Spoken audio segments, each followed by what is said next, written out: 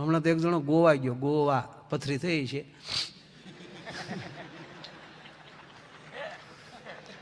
હાલે બિચારા ઈલાજ માટે જાય તો થોડી નાગજીભાઈ ના પડાય કોઈને.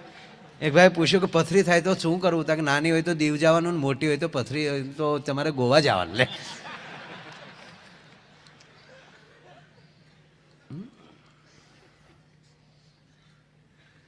પતિ પત્ની બે હતા. તેની પત્ની છે ને ત્યાં ઓલા ધીસીસનું ટેચ્યુ છે મોટું, તો એ બિચારી ઓલી ત્યાં પગે લાગ્યા, અંગૂઠે આંગા હાથ દઈને.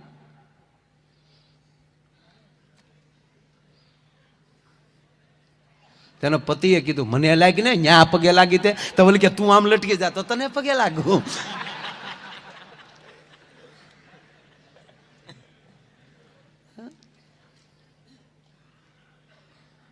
મળે આ તો નારદજીની વાત પૂરી કરી નાખો. વાંધો નહીં ને કેટલું હાલે કે નક્કી નહીં. તો પછી હવે તમે જુઓ, એક જગ્યાએ મારે આમ ટેવ છે ને ઘણી વાર આમ કરવાની, તો એક બેન ઊભા થઈને મને કે પેલા ગુંગા કાઢ લે પછી બોલી જાય. હું કરું આમ? માણા કેટલું ધ્યાન રાખે બોલો. હમણાં તો કઈક ઓલું નવું નીકળ્યું, અવાજ આપણો ને દેખાય બીજા. બહુ સારું આવે છે આ તો. આ સારું છે, આ બધે સમજણ્યું છે, તૂટી જાય કે આ બહેનોનો અવાજ આપણી જેવો અવાજ થઈ ગયો. બહુ મોબાઈલનો બહુ દુરુપયોગ કરે છે ખરેખર.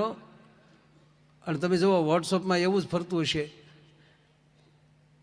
કે કોઈની ભૂલ થઈ હોય એટલે તમે ભૂલ્યું ગોતવા હાટું જન્મા છો કે સારું લેવા હાટું જન્મા?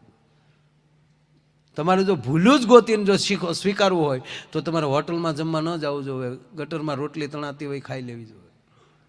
જો ગંદકી જ ગોતતા હો તો માણસનો વિષય નથી. અમે 5 કલાક 2 કલાક બોલીએ તો એક એવા 2 શબ્દ તો આવવાના, પણ એ કયા સંદર્ભમાં કહેવાના એટલો જ ટુકડો તારવીને હું કામ કોકને મૂકો અને આખો સમાજ વિરોધ થાય? અને ખોટું સ્વીકારવામાં આખો સમાજ એને હારે જોડાઈ જાય. પણ એ સમાજનું હારું કેટલું બોલાણું એ તો જુઓ તમે. બીજું નહીં. પગે લાગે ને કહું કે તમારી અંદર કોઈનો વિવાદ થાય એવી વસ્તુ હોય એને દામી દેવી જોવે. વિવાદ થાય જ નહીં, સારું જ બોલાણું હોય પણ એના સંદર્ભમાં બોલાણું હોય, સંદર્ભ કાઢી નાખે અને એકલો ટુકડો મૂકી દે.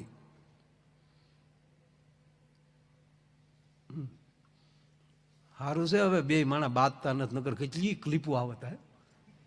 પેલા જેવું તો છે જ નહીં. હવે જો ઘર બહાર નીકળે વાહો ભાઈ એ માયલો તો પ્રોગ્રામ જ નથી. બિચારા હાવ ગા જેવા થઈ જાય, જેમ તમે કહો એમ. હા, શક્તિનું આવાહન થઈ ગયું છે.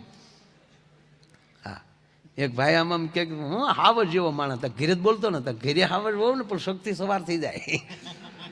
અને બીજી વાત સાહેબ, ટીકાથી મૂંઝાવાની જરૂર નથી. ટીકા ભલે ગમે એટલી થાય. ગામડામાં હાથી આવે, આપણે ગામડામાં હાથી આવતો તો આખું જેટલી ડેલીયું જેટલી ખડકી હોય બધી શેરીની ખુલ્લી હોય અને બધા આવા મહાપુરુષોને ચિંતા હોય જ નહીં ટીકાની સાહેબ, આવા સંતોને. પણ હાથી આપણા ગામમાં આવ્યો હોય તો હકીકત આપણે જોયું છે ને, આપણે નાના નાના હતા ત્યારે જોયું છે. આખું ગામ ગણપતિ દાદા આવ્યા, ગણપતિ દાદા આવ્યા, ગણપતિ દાદા વળી કોઈ ફળ આપે તો વળી ગણપતિ દાદા ખાઈ જાય, રૂપિયા આપે ઉપર રંભાવી દે. હે,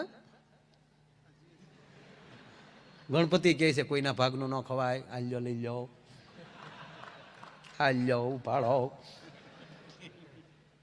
પણ આ એક જસ્ટ દાખલો દઉં કે હાથી નીકળે છે ને આખું ગામ હાથ જોડીને ઊભું હોય, આખું ગામ પગે લાગતું હોય અને માળું તેથી કૂતરાને હપ થઈ જાય. અને ત્યારે એક આરે બધા કૂતરા ભેગા થઈને હાથીને ભણતા હોય.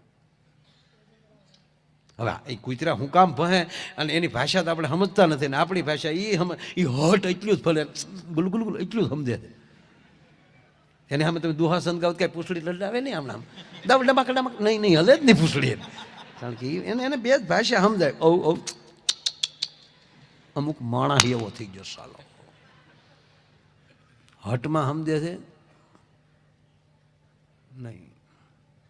પણ કૂતરાને આપણે પૂછીએ દાખલા ઘડીક કે ભાઈ તમે હું કામ ભોહો છો, આ હાથીભાઈ તમારે કંઈ તમને કોઈ દી હેરાન કર્યા છે? તો એ સોખું કહે કે અમને કોઈ દી હેરાન નથી કર્યા અને અમારે નાચ્યાય નેડો નથી. તો હું કામ ભોહો? તો એનો જવાબ એટલો જ હોય કે આ જ ગામમાં અમે રહી છે ને અમને કોઈ પગે નથી લાગતું ને આને હું કામ બધા પગે લાગે છે. કૂતરાનો આ જ જવાબ હોય. ભસે ત્યારે ગામનું અસત્ય બધું ભેગું થઈ જાય અને ભસવાની, પણ એ પાછળથી ભસશે, આગળ નહીં આવી શકે. એવા કોઈ હોય નિંદાવાળા. નારદજી આવ્યા, ભગવાન વિષ્ણુને કીધું કે નારાયણ તમને ખબર પડી કે નહીં? શું હવે તપ તો એનું, ભજન એનું કરે છે અને પાછા એને પૂછે તમને ખબર પડી કે ના? ખબર નથી પડી નારદજી, પણ આ તો બહુ સારા લાગો છો. લક્ષ્મીજી કે પણ હું કામ એના વખાણ કરો ડોહાર? બહુ સરસ છે. કેમ નારદજી એટલા બધા મોજમાં? કે મેં કામ ઉપર વિજય પ્રાપ્ત કર્યો. બહુ સારું કહેવાય, તમારે જેવું કોઈ નહીં. અને નારદ મારે થોડું કામ છે એટલે તમે તાર નીકળો. નારદજી ગયા. લક્ષ્મીજી ભગવાન સામું જોયું કે ભલાથી સાના મને રહ્યો, તમને આવું ટીખળ બહુ હુજે. આજ બરોબર નારદ ગામ આવ્યા. થોડાક નારદ આગળ ગયા તો એક એવું નગર, અને એ નગરના માણસો રાજકોટ જેવું, રૂપાળા માણસો બધા. આપણું રાજકોટ રંગીલું શહેર છે ને, રાજકોટ છે, કોટ છે. તો બપોરે તો ભિખારી તે વાટકા ઊંધા કરીને હોઈ જાય. હા, ખોટો લોહવાટ નહીં. અત્યારે આખી રાત જાગશે.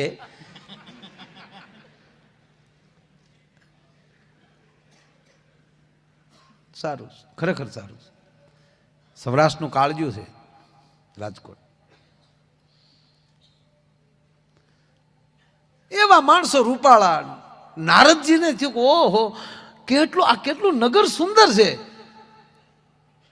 જેને કામને જીત્યો ઈ તો આનો રાજા કેટલો રૂડો હશે. આમ જ્યાં રાજ દરબાર બાજુ ત્યાં ડગલા માંડ્યા અને રાજાને ખબર પડી નારદ આવ્યા હતા તો રાજે દોટ દીધી, પધારો પધારો નારદજી, આજ મારા હો ભાગ્ય. અને આવતી જ કાલે મારી દીકરીનો સ્વયંવર છે, આશીર્વાદ આપો. દીકરીને બોલાવી પણ કાંઈ ઘટે નહીં. નારદજી આશીર્વાદ ન આપ્યા, સોટલી આમ થયો, ટાવર પકડાણો. નારદજીની શિખા ઊભી જ રહેતી, પણ તેથી આમ ફરફુદલી ફરવા મળે. એની શિખા સતત ટાવર કોઈ દી નીચો ન હોય ને, એ નારદ અંદર એને લડાવતા એવા ફૂલબૂલ નાખીને આમ નારદજી, કારણ કે દુનિયાનું કવરેજ એ કરતા હતા. આશીર્વાદ દેવાને બદલે નારદ જોઈને અકળાઈ ગયા. તાત્કાલિક બહાર આવી ગયા. ભગવાન વિષ્ણુનું મળ્યા ભજન કરવા. વિષ્ણુ પ્રગટ થાવ, બોલો નારદ કેમ? કામને જીત્યો એ માણસ, મને એવું સુંદર રૂપ આપો. તો તમારું રૂપ તો સારું જ છે કે નહીં, કાલે મારે સ્વયંવરમાં જવું છું. અરે નારદ, જે આશીર્વાદ લેવા આવ્યા ને તમે આવું વિચારો છો? કોઈ માણસ હો તમે? તક માણસ નથી, હું દેવ છું, તમારો ભક્ત છું. મારું હિત થાય એવું કરો. નારદને મોઢે જ બોલાવી દીધું, મારું હિત થાય એવું કરો. નારદ ભગવાને કીધું કે તમારું હિત થાય એવું રૂપ આપી. એ નાગજી બાબા ઘડીક બેહો, ઘડીક બેહો, એમ હાલતા છે. હું કહ્યું નારદની માંડીને બેઠો છો. હા, કાંઈ આવી સારી વાતો બધા પ્રોગ્રામમાં ન કરતા હોય. હા, તે પછી હું છું તો ભગવાને એને વાનરનું રૂપ આપ્યું. વાત એમાં લે આલી, ભગવાને જે રૂપ આપ્યું હોય ને એમાં સંતોષ રખાય. ઉશીનું રૂપ લેવા ન જવાય, હલવાઈ જાય. આ નથી ઘણા વોટ્સઅપમાં ને એમાં ફેસબુકમાં વ્યવહાર કરી નાખ્યા, આમ આમાં ફોટા લઈને. રૂબરૂ મળો ડોહો, જૂનો ફોટો હશે તો હલવાઈ જાઓ. અમે તમને જોયા ને તમે અમને જોયા ને તમે તમારા બાપાને પૂછી લેજો. નો સાળો કરાય આવો.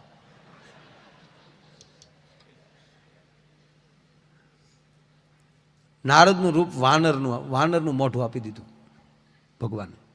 ઓલા બે જે કૈલાસમાંથી આવ્યા હતા ને એ બે બાજુ બેસી ગયા. ક્યાંના રાજા છો, ક્યાંના કુંવર છો, કેવું તમારું રૂપ? ભોળાનાથની ટીમ. નારદ કે સવાલ જ નથી ને, રાજબાજુને ન પૂછતા, સર્વભાવમાં આપણી છે.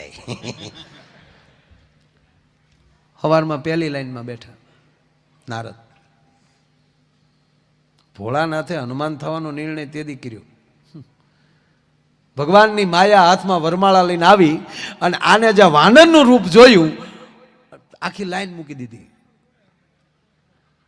ભોળાનાથે નક્કી કર્યું કે ભગવાન જે રૂપ આપે ને એવું રૂપ રાખો ને તો માયા આપણી પાસે ન આવીએ, કે આપણી પાસે ન આવે એની લાઈનમાં બેઠા હોય એની પાસે માયા ન આવે. ભલામણ આખી લાઈન મૂકી દીધી.